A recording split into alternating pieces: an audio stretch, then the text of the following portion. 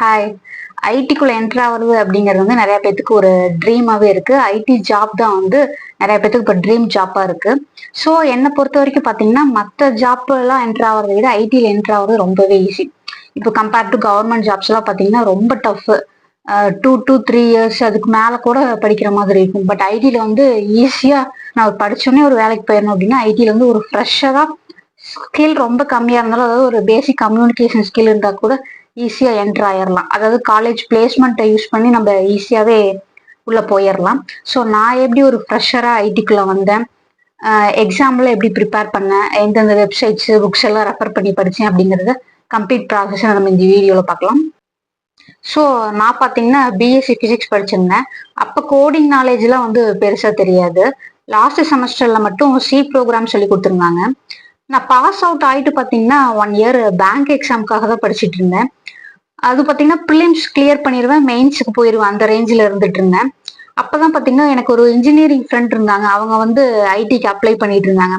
அப்போ பார்க்கும்போது தான் பிஎஸ்சிக்கு வந்து எடுக்கிறாங்க அப்படின்னு பார்த்தேன். ஸோ நிறைய பேர் பார்த்தீங்கன்னா பிஎஸ்சினா கம்ப்யூட்டர் சயின்ஸ் மட்டும்தான் எலிஜிபிள் அப்படின்னு நினச்சிக்கிறாங்க. ஆனால் ஃப்ரெஷராக பார்த்தீங்கன்னா பிஎஸ்சி ஃபிசிக்ஸ், கெமிஸ்ட்ரி, மேக்ஸ் இவங்க எல்லாருமே எலிஜிபிள். சரி, ஓகே, நம்மளும் அட்டன் பண்ணலாம். ஏன்னா இது 1 இயரா படிச்சுட்டு இருக்கோம், இன்னும் எத்தனை வருஷம் ஆகும், கவர்மெண்ட் ஜாப் போயிட்டா ஓகே.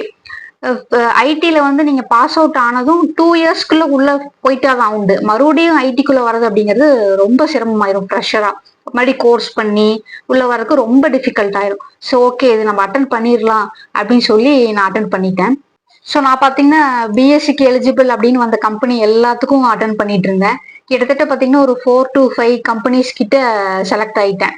வந்த கம்பெனி எல்லாம் அப்ளை பண்ண கம்பெனி எல்லாமே செலக்ட் ஆயிருச்சு. ஏன்னா ஆப்டிடியூட்லாம் பார்த்தீங்கன்னா அங்கே பேங்க் எக்ஸாம் பார்த்துட்டு வந்ததுக்கப்புறம் இதெல்லாம் ரொம்ப ஈஸியாக இருந்துச்சு. பேங்க் எக்ஸாம்ல பார்த்தீங்கன்னா நெகட்டிவ் மார்க்ஸ் இருக்கும், கொஷின் ரொம்ப டஃப்பாக இருக்கும், அந்த டைமிங்கு. பட் இங்கெல்லாம் பார்த்தீங்கன்னா நெகட்டிவ் மார்க் கிடையாது, கொஷின்ஸும் ரொம்ப பேசிக் லெவலில் தான் இருந்துச்சு. ஸோ எல்லாமே கிளியர் ஆயிடுச்சு. அப்புறம் இன்டர்வியூ பார்த்தீங்கன்னா ரொம்ப பேசிக் கம்யூனிகேஷன் ஸ்கில்லு, அப்புறம் கொஞ்சம் நல்லா ஆன்சர் பண்ணாலே எடுத்துக்கிட்டாங்க. ஸோ இப்போ ஐடிக்குள்ள வந்ததுக்கு அப்புறம் பார்த்தீங்கன்னா எனக்கு இது ரொம்பவே பிடிச்சிருக்கு. ஏன்னா இங்க நிறைய ஸ்கில் லேர்ன் பண்ணிக்க முடியுது, புதுசாக கத்துக்க முடியுது, இப்படிலாம் இருக்கா அப்படின்ட்டு. அப்புறம் நியூ பீப்புளோட எல்லாம் இன்ட்ராக்ட் பண்ண முடியுது. நெக்ஸ்ட் எக்ஸாம் ரவுண்ட்ஸ் பார்த்தீங்கன்னா aptitude round, technical interview, next HR round இருந்துச்சு. ஆப்டிடியூட் ரவுண்ட் பார்த்தீங்கன்னா ரொம்பவே சிம்பிள் தான். Quants, reasoning, English. குவான்ஸ் பார்த்தீங்கன்னா அந்த பேங்க் எக்ஸாமுக்கு குவான்ஸ் பார்த்ததுக்கப்புறம் இதெல்லாம் ஒரு ரொம்ப ஈஸியாக இருந்துச்சு. ஸோ இதுக்கு பார்த்தீங்கன்னா நான் மெயினாக இந்த இந்தியா பிக்ஸ், ப்ரெப் இன்ஸ்டா இதுல எல்லாம் கொஞ்சம் கொஸ்டின் சால்வ் பண்ணி பார்த்தேன் ஐடிக்குன்னு வரும்போது. அப்புறம் யூடியூப் வீடியோஸ் பார்த்தீங்கன்னா இந்த ப்ரீவியஸ் இயர் கொஸ்டின் பேப்பர்லாம் வந்து சால்வ் பண்ணி போட்டிருப்பாங்க. ஸோ அதை பார்த்ததெல்லாம் கொஞ்சம் ஈஸியாக இருந்துச்சு. என்னை பொறுத்த வரைக்கும் பார்த்தீங்கன்னா ஆப்டிடியூட் ரவுண்டில் நீங்கள் ஸ்கோர் பண்ணணும் அப்படின்னா ரீசனிங் அண்ட் இங்கிலீஷ் தான் வந்து மெயின் ஏரியா. இதுல வந்து மேக்ஸிமம் ஸ்கோர் பண்ணிட்டீங்க அப்படின்னா குவான்ஸ்ல வந்து 30 கொஸ்டின் ஒரு 15 பாதிக்கு பாதி சால்வ் பண்ணா கூட போதும். இந்த ரன்ல வந்து ஒரு 30க்கு 25+ நீங்க வாங்கிட்டீங்கன்னா அதுல ஒரு பாதி சால்வ் பண்ணா கூட போதும். சிம்பிளிஃபிகேஷன், ரேஷியோ, ப்ரொபோர்ஷன் அந்த மாதிரி ஈஸியான டாபிக்ஸ் எல்லாம் அதுல ஸ்கோர் பண்ணிக்கலாம். ஸோ இங்கிலீஷ் அண்ட் ரீசனிங் தான் நீங்க வந்து மெயின் ஸ்கோரிங் ஏரியாவை வச்சுக்கணும். அதான் ரொம்ப ஈஸியாகவும் இருக்கும். நெக்ஸ்ட் பாத்தீங்கன்னா ஒரே ஒரு எக்ஸாம்ல மட்டும் இந்த எஸ்ஏ ரவுண்ட் வச்சிருந்தாங்க. அந்த எஸ்ஏ ரவுண்ட்ல பாத்தீங்கன்னா ஒரு 1/2 hour ஏதோ டைம் கொடுத்து 150 வேர்ட்ஸோ 200 வேர்ட்ஸோ அந்த டைமிங்ல டைப் பண்ணணும் அப்படிங்கிற மாதிரி கொடுத்துருந்தாங்க. டாபிக் பாத்தீங்கன்னா ஒரு ரீசெண்டா ட்ரெண்டிங்ல இருக்க ஒரு டாபிக்கை கொடுத்து எழுத சொல்லுவாங்க மேக்சிமம். ஸோ அதுவும் பாத்தீங்கன்னா ஈஸியா ஒரு பேசிக் கிராமட்டிக்கல் மிஸ்டேக் இல்லாம ஒரு இன்ட்ரடக்ஷன், ஒரு மெயின் பேராகிராஃப், ஒரு கன்க்ளூஷன் அந்த மாதிரி இது எழுதியிருந்தாலே போதும். அதுவும் ஸோ ஈஸியா கிளியர் பண்ணிடலாம். நெக்ஸ்ட் பாத்தீங்கன்னா டெக்னிக்கல் இன்டர்வியூ. டெக்னிக்கல் இன்டர்வியூ பாத்தீங்கன்னா வழக்கம் போல இன்ட்ரடியூஸ் யுவர் செல்ஃப் அது கேட்கறாங்க.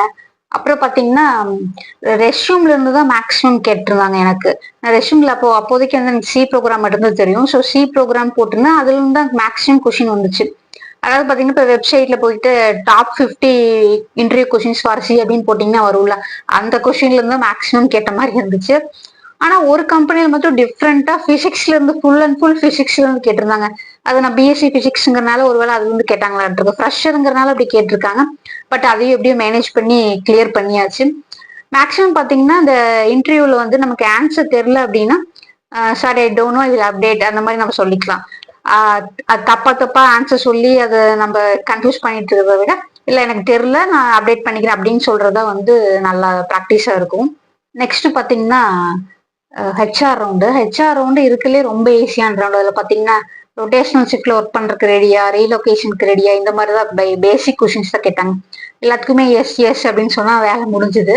Next background verification. எல்லா ப்ராசஸும் பார்த்தீங்கன்னா ஒரு 10 டேஸ் கேப்லயே வந்து எல்லாமே ஃபாஸ்டா நடந்துச்சு. ஸோ வந்து பார்த்தீங்கன்னா நான் அட்டன் பண்ண டைம் வந்து லாக்டவுன் டைமா இருந்தனால இன்டர்வியூவா இருக்கட்டும், ஆப்டிடியூட் ரவுண்ட் எல்லாமே வீட்ல இருந்தே எழுதுற மாதிரி ஆயிடுச்சு. எல்லாமே வந்து கேமரா ப்ரொட்ராக்டோட இருந்துச்சு. ஸோ 4-5 கம்பெனி ஏறி இறங்கணும் அப்படிங்கிற வேலையெல்லாம் வந்து மிச்சமா இருந்துச்சு. இப்போ முக்கியமான விஷயம் என்னன்னா மெயில் செக் பண்ணாம விட்டுருது. நிறைய பேர் பார்த்தீங்கன்னா 10 டேஸ் கேப்லயே வந்து மெயில் வரும். ஸோ மெயில் செக் பண்ணாத விட்டு கரெக்ட் டைமுக்கு இன்டர்வியூ அட்டன் பண்ணாம விட்டுறது, கரெக்ட் டைமுக்கு ஆப்டிடியூட் ரவுண்டு இந்த மாதிரி நிறைய மிஸ் பண்ணிடுறாங்க. ஸோ ப்ராப்பரா மெயில் செக் பண்ணணும், அதான் ஃபர்ஸ்ட் இம்பார்ட்டன்ட்.